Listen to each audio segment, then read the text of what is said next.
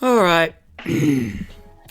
Happy Halloween, everyone. It's time, I think, for another episode of Who Reviews. Happy Halloween, everyone. I'm planning on putting this up on Halloween. I was gonna do some sort of spooky horror movie themed thing, but then I remembered that I don't like watching horror movies. So, well, we have sort of that. We have a vaguely spooky theme today. For anyone who cares, uploads are going to be pretty sparse. Going forward, at least until I'm in the middle of college applications. It's stress. It's stress. It's a lot. I know nobody watches these videos. I get it. It's a long video of me yapping about stuff, but I just find them fun to do. So let's get into the discussion.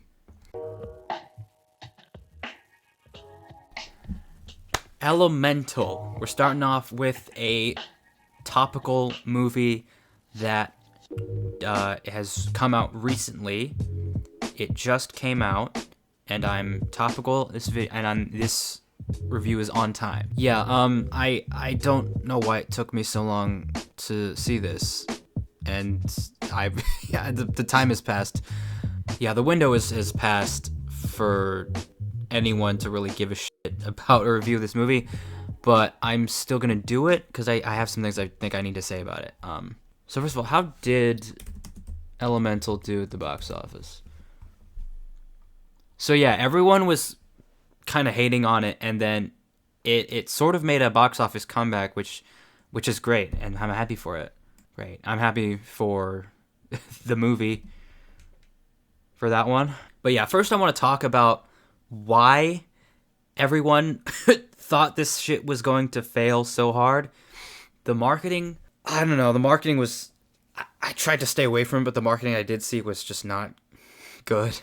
I did react to the teaser trailer for this movie when it first came out like a year ago. That was on my second channel, and my take was basically like, this looks like it could be mildly interesting, if not a bit cliche.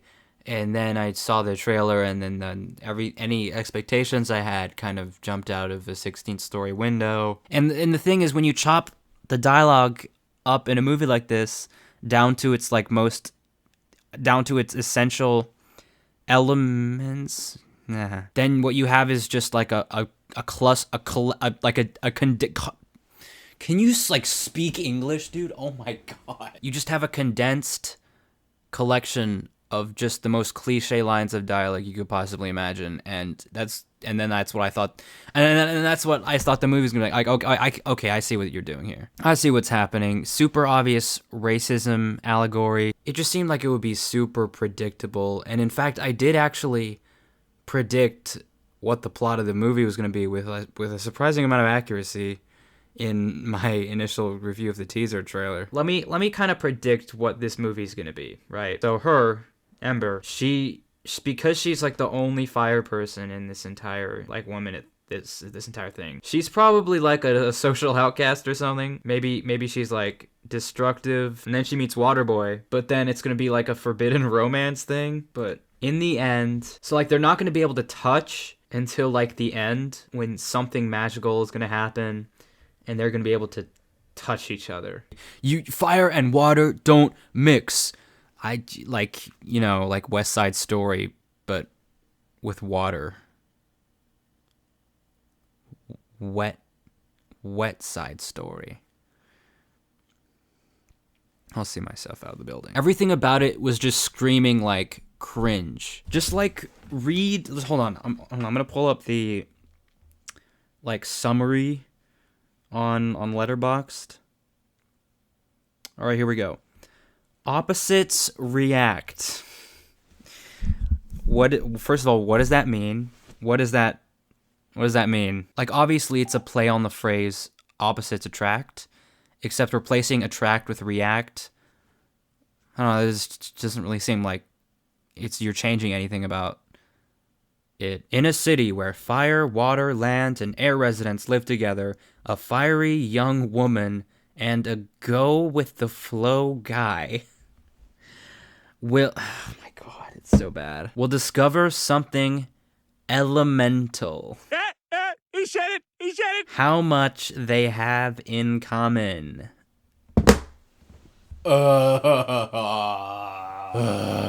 It's just so bad. It's so easy to look at the marketing for this movie and be like, that no. But lo and behold, this is actually a very adorable movie. I like this movie quite a bit because the movie is not actually all about this racism allegory. It's more about it's another in the recent line of generational trauma stories that Disney and Pixar have been doing, and it's that combined with like the main character Ember being sort of torn between two worlds where she wants to pursue her dreams, be with this guy, go see the world, but she feels this obligation to continue her father's legacy because he was an immigrant from Fireland, I think. God, that's another thing. Like the names they give things are just like it's like Shark Tale levels of badness. The city they live in is called Element City. Could not have thought of anything else. That's the most obvious name you could give a city where elements live. Like, come on, dude. And then you have other stuff like the sport that Wade and Ember go to and is called Airball. It's a game with a ball played by air people. And so it's called air. Hold on, no, let me explain it to you guys. There was this one part with a movie called Tide and Prejudice. You get it cuz it's like Pride and Prejudice. But Tide? I think that's the joke. But anyway, back to the story. There's like the immigrant parent struggle plotline, and then there's the romance, the love story plotline. And they're both actually a lot more like nuanced than I thought they would be. And we're gonna get into that, but I'm gonna talk about what I didn't like first, because there's quite a bit of stuff I also didn't like. More about the world. Just like the name Element City is just like the least creative thing they could possibly have done. Like the world itself is a bit. It's like this happens a lot in animated movies where it's like the real world, but some things are changed. So basically, the only differences are aesthetic. The only differences between Element City and the real world are like aesthetic. Like the trains have water under them. Like when you go to the water people's house and it's just like there's water on the floor. Also, why are there like no earth or air people in the movie like at all? There's barely any earth people in the movie. There is one air character that has lines. I don't think there is.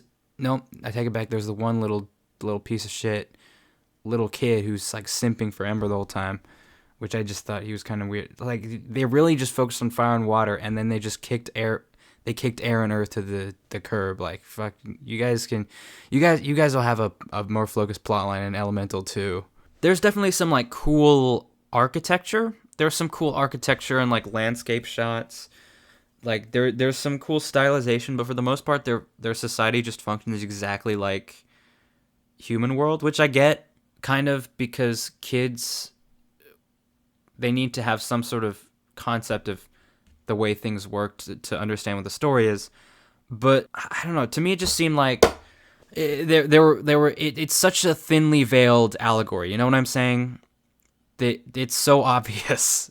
It's so obvious what they're doing here. Like immigrant couple, they don't speak English. They come to America. They come to Element City. They aren't treated as equals, so they're stuck running like an ethnic store in the fire ghetto, and until it turns into West Side Story, but worse. I don't feel like I'm in a whole new world. I feel like I'm in the regular world, but elements, you know?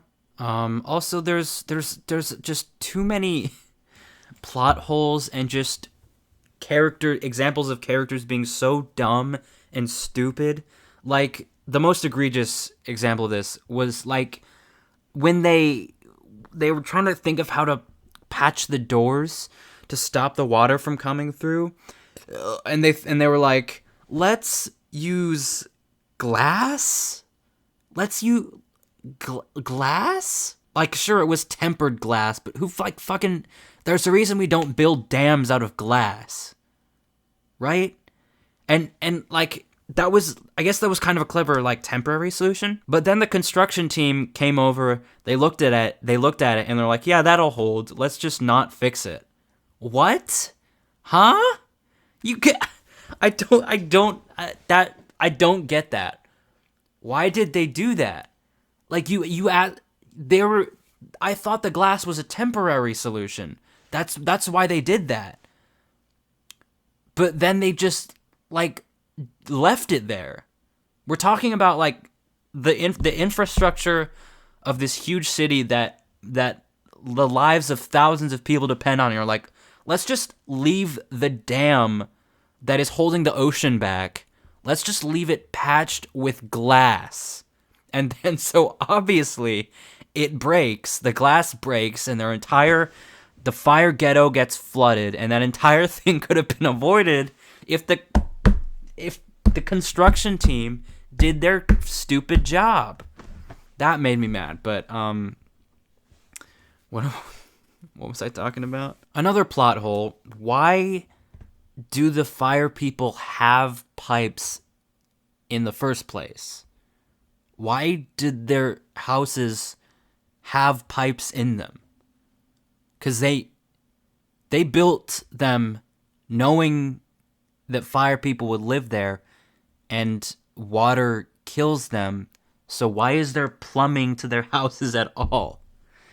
What? Huh? That's how the meet cute happens in this movie, is that he comes through the pipes to their house, but why is there pipes in the first place? Right? They don't use water for anything, so why are there pipes in their basement? Oh, God. What else? Wade was okay. I'm gonna reel back the really I just said, but he was obnoxious at multiple times. He was just like way too like sappy, and the things he said were just like so eye rolly. Oh yeah, and then there was the scene where like he made an air bubble in the water and said, just go in there. Just jump in the air bubble and you'll be fine. And we can go underwater. That is so stupid. Why would you do that? Why would you do that? Why? Why would you take that risk just to see a flower? Just to see a flower. That's like life or death we're talking about. If she tripped, she could just die. And then she does almost die. And I'm like, it's just, there's a lot of stupid bullcrap. But with all that said, the story is actually super touching. I really liked what it was going for. I did. I think I like the family business plotline more than the love story. So let's talk about the first one first. It struck a chord with me, not necessarily because I've been through a similar thing with my parents, but because my parents have. And as weirdly as it's conveyed, Ember's personal conflict in this movie is very real. I've heard a lot of stories about my 할머니, grandmother in Korean. I've heard a lot of stuff about the things that she went through coming from Korea to America. The director of this movie is Korean, by the way. That was just a heartwarming little thing to see. These stories are coming from a genuine place of experience. But yeah, my 할머니 opened up a health food store that my mom worked at, and I watched this with my mom, and she was like, "That was like me. That was like me." And I really liked that it was able to connect with her, and also it's a good allegory. And even a bit of that generational stuff has trickled down to me, where like I'm caught up with trying to make my parents happy, but also doing what I want to do. And it's just movies like I haven't gotten tired of the generational trauma thing quite yet. I'm still really liking these stories because it's like family is so important. It's so important to work your shit out. You know, like it's such an important thing that a lot of people need to hear. It just makes me happy that I have a pretty good relationship with mine. You know, there were so many just really touching scenes between Ember and her father. There was another word she used, I forget what it was, in fire-ish. God. Yeah, it hits all the right beats. She, like, grows up in the shop, just wants to make her dad proud, but she keeps blaming every bad thing on herself, and she pushes away anything that might disappoint him, even though it kills her to do that. And but it's just it made me very happy to ultimately see them reconcile and allowing herself to be truly happy. There were some great moments. Now the love story aspect is a bit more rocky, and I want to compare it to the other time Pixar did a love story, which was WALL-E, and I kept kind of in the back of my mind comparing that to this because the dialogue is the biggest thing working against this movie. The biggest thing working against this movie is itself. It's just less is more, you know? Show, don't tell. And it tells a little bit too much. Like, you don't have to have him come out and say, I love you, right?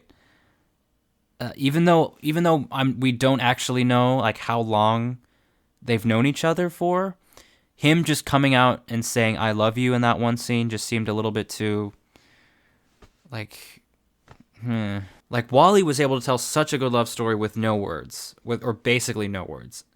And that's incredible. And they really, like, I know you can do this, Pixar. I know you can.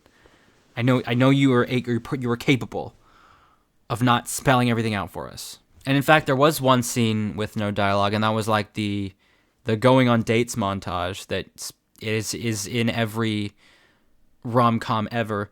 But I really enjoyed the going on dates montage, because it was full of a lot of creative world building, fun visual gags, and like it was pretty cute watching the dates. I liked it a lot. Like, seeing this stressed out, hot-headed character hanging out with this other guy, walls sort of crumble. It was a good old serotonin boost for me. And the song that during that scene was also really good. I really liked the song. You might have to wade through some cringe, but most of the scenes with Ember and Wade are actually entertaining and sweet. They both learn from each other, and you can see why they like being with each other, and they're also just cute together. I don't know. Oh, and my family and I were absolutely ruffle-coptering at like a lot of the jokes, like when like in the meeting the parents scene where he was like, "You speak so well," like where they're like, "You speak English so well," and she was like, "Yeah, I've been fucking speaking English my whole life." Mostly because, you know, that kind of thing is very familiar to them as like Asian Americans. That was really funny. Overall, not one of Pixar's best or even worst. It also wasn't like mid. Like, I definitely thought it would be a mid movie. Especially after like Lightyear and I really don't find anything offensive or like actively a drag about this movie. I really want to love it. There's a lot of things to love about it, but I just like the execution was not on point. It was I might just try to block out all the cringy parts from my memory, or at least not watch the movie with subtitles. That's another thing. I gotta hold on. Let me talk my shit for a second. I watch again in the subtitles for this movie on like Disney Plus, and actually, I've started to notice this in a lot of movies. They'll like caption the most ridiculous things that like don't need to be in the captions. Like, I don't know, when someone screams, it'll say screams, and that just very distracting. And then when music's playing and it's just music, it'll show a caption just telling you what kind of music it is. Like there's suspenseful music, and it'll say suspenseful music. I'm like, shut the fuck up. Well, I'm not. There was even this one part where it was like, I think it said new age mid-tempo fusion music. What are you talking about? God, what was I talking about? Right, okay. So I'm going to give Elemental a 7 out of 10.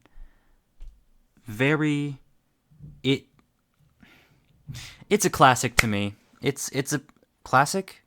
No, I feel like a classic has to be old for it to be called that. But it was a good Pixar movie. Yep, I'm tossing it in the good pile that I like. It makes me happy. I like thinking about it. Yeah, they just really wanted to flex their water physics and particle effects on us, huh? And yeah, that's the other thing I haven't touched on. It is very pretty. It's a very pretty movie. It's gorgeous to look at. The water physics truly are like really good. Especially after watching Life's a Jungle, and the water in that movie is a huge relief. Where I thought the animation in this movie would just be good and that was it, it actually was just like a backdrop to enhance the story rather than trying to make up for it. So, yeah, that's my thoughts on Elemental. That's my topical and relevant thoughts on Elemental.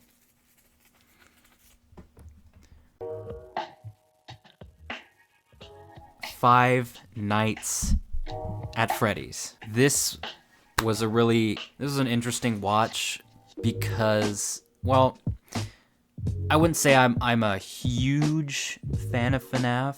I've never played a game. I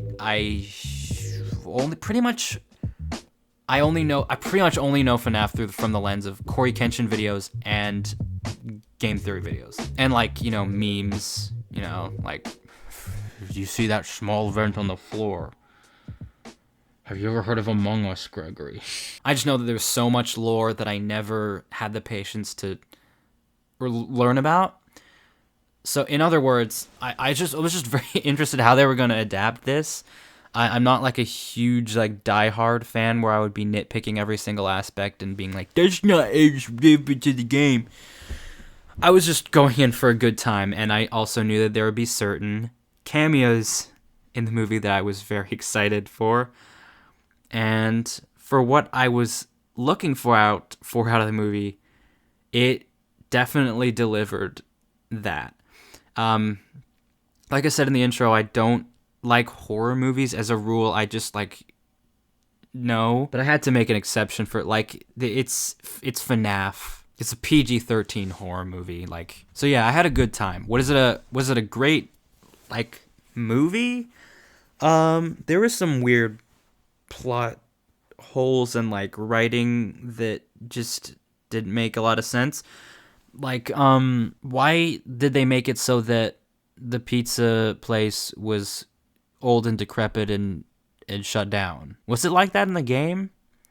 Because why the fuck would you hire a security guard for a place that's shut down? That part confused me a little bit. And spoilers, why would William Afton hire the security guard? He hired him on purpose to come to to Freddy's, but like you don't want him to know about what's going on in there, then just don't have anyone go in there, right?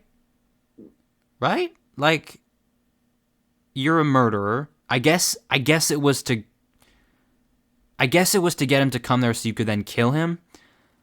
But then why did you then like send Vanessa there to stop him from finding stuff out? It just seemed like a weird plan. And I also would have liked a little more conclusivity about like what happened in the whole like court battle for custody thing. They're almost definitely going to set up for like FNAF 2, which I will watch. Don't you, without a doubt, don't you worry about that. But like, yeah, I don't have a lot to complain about. This is a really fun movie.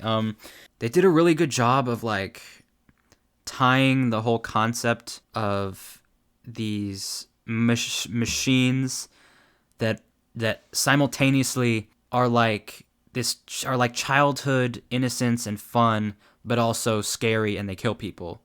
They combine that with like the idea of childhood trauma, getting over the past, this dude's little sister, playing with them and actually like making friends with them, which was surprising to me. I was like, what are we doing? What are we doing? Are we building forts and having a sleepover with these guys? It was just the right amount of like eeriness to like how they set up why this was happening, connecting it to an actual thing that makes sense. That was good. They actually did a good job of making it like scary enough for it to be scary, but not to the point where I would just like not want to watch it again. Like I guess it's just because it was like so absurd, like the cupcake like biting your face off. That was like I was like open mouth gaping at the screen, but also in back of my head like that's funny. Way too much of the movie took place during the daytime for my liking. You know, about a movie called Five Nights at Freddy's. But the scenes actually at night in the pizza place, good. They were like well directed scenes. They were the perfect amount of what's the word, like campy? I actually don't know what the word campy means. Hold on. Okay, absurdly exaggerated, artificial, affected, and usually humorous way. Yeah, I'd say that's kind of what it was. It's like these animatronics biting people in half. There was some shocking shit that I like gaped. I was like open mouth gaping at. But and it was, I already said that, didn't I? I already said that, but yeah. Oh, dude, and oh my god, the like spring-loaded body crushing thing, which that was crazy. That was crazy. How they actually showed it like crushing his stomach. Oh god. Oh my god. Oh my god.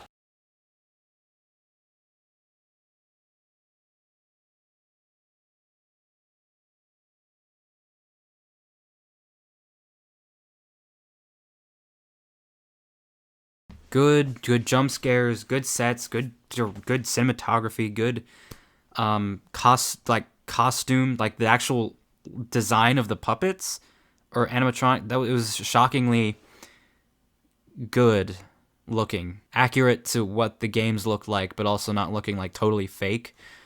Well, they did look fake because they're fake. They're supposed to look a certain amount of fake, but not so fake. I think you gonna get what I'm saying. I think yeah, you get what I'm saying. You get it. Just all around production wise, good. No complaints really. And then of course there was the cameos. Let me tell you, when I screamed, I was so excited when I saw Corey Kenshin on the screen. I was like, yes, let's fucking go, dude. It was so good. That was. He had like 10 seconds of screen time. Stole the show. He carried the movie. He carried it. I'm being a little facetious, exaggerating a little bit, But that made me extremely happy to see him in the movie. And also Matt Pat. It's just so good to see them acknowledging the impact that those people have had on like the FNAF community as a whole. And then the end part where he brought out like the Tom scream. That was just gold. That was just golden. That was so funny, dude. Call me crazy, but good. It was good. It was a good adaptation. Yeah, it's not nearly as like fan servicey as I kind of anticipated. It's a good standalone, although there's probably going to be a sequel. Good scariness, good characters that I did end up caring about. 7 out of freaking 10 or 7 out. I'm debating about whether I should give this a higher score or not. There was something. You know what? I'm gonna keep this as a 7 out of 10. We'll see what happens. We'll see how things go. See how my opinions change. But yep, 7 out of 10. Whew. I think they delivered. Although I think a lot of people do not agree with me.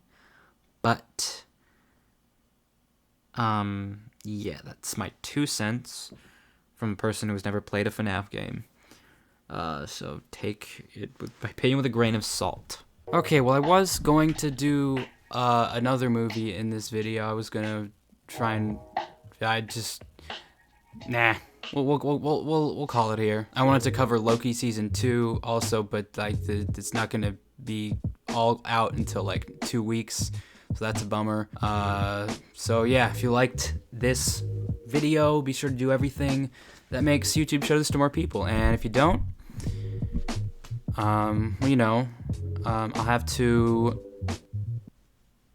shove you inside of Freddy Fazbear.